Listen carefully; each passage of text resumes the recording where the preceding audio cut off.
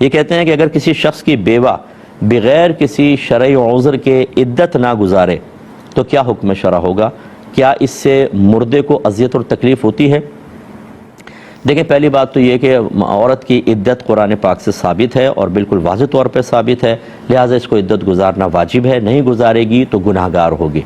اور اتنی دلیری کے ساتھ کہ اگر معاذ اللہ ثم معاذ اللہ وہ حلال سمجھے کہ میرے لیے بالکل حلال ہے تو کفر کا خوف بھی ہو سکتا ہے، لہٰذا ہماری بہنیں یہ عدت گزاریں۔ اچھا، بعض کہتے ہیں ہماری والدہ 80 سال کی ہیں تو کیا اب بھی عدت گزاریں گی؟ جی بالکل، قرآن پاک نے بیوہ کے لیے یا مطلقہ کے لیے کوئی کنڈیشن نہیں رکھی، چاہے وہ کسی بھی ایج کی ہوں گی، انہیں بہرحال عدت گزارنی ہی ہوگی۔ اب اگر بغیر شرعی عذر کے نہیں گزاریں گی تو وہی میں نے بتایا تو گناہ گار ہوں گی، اور اگر دلیری کے ساتھ شریعت کا مذاق اڑاتی نظر آئیں تو اسلام سے خارج بھی ہو سکتی ہیں۔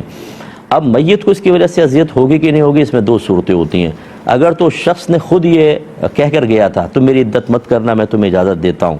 پہلی بات تو یہ کہ آپ کو کس نے کہا تھا، یہ کس نے آپ کو اتھارٹی دے دی کہ آپ اجازت دیں گے نہیں دیں گے؟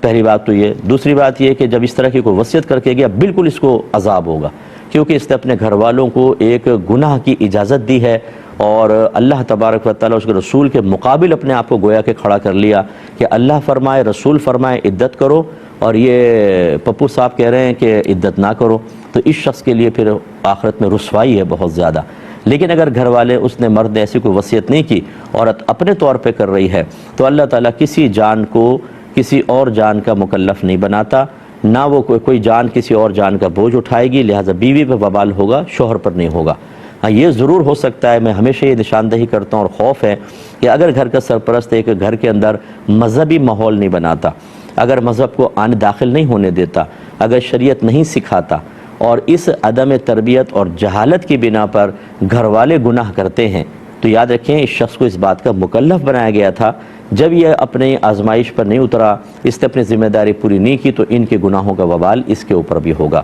یا ایھا الذین آمنوا قوا انفسکم واہلکم نارا وقودھا الناس والحجارہ، اے ایمان والو اپنے گھر والوں، اپنے آپ کو اور اپنے گھر والوں کو جہنم کی اس آگ سے بچاؤ جس کا ایندھن آدمی اور پتھر ہیں۔ تو علماء نے واضح طور پہ لکھا گھر والوں کو جہنم کی آگ سے بچانے کا مطلب یہ ہے کہ ان کو علم دین سکھائیں، نیکی کا حکم کریں، برائی سے روکیں، فضولیات سے بچائیں، حرام کاموں سے بچائیں، اپنے آپ کو اچھا رول ماڈل بنا کر دکھائیں تاکہ بیوی بچے آپ سے سیکھ کر دین پر اور شریعت پر استقامت حاصل کریں۔ جو اس بات کو نہیں مانے گا، جو قرآن پاک کی تعلیمات کو معمولی سمجھے گا، تو پھر یہ حدیث میں بار بار ذکر کرتا ہوں، ذہن میں رکھیں، سرکار نے فرمایا کلکم راعٍ وکلکم مسئول عن رعیتہ، تم میں سے ہر شخص نگہبان ہے، ہر شخص سے اس کے ماتحت کے بارے میں سوال ہوگا۔ پھر سرکار نے فرمایا مرد سے اس کے بیوی بچوں کے بارے میں کویسچن ہوگا، عورت سے شوہر کے گھر اور بچوں کے بارے میں کویسچن ہوگا، کھڑا کر دیا جائے گا اور اللہ تعالیٰ پوچھے گا بتاؤ گھر والوں کو علم سکھایا تھا،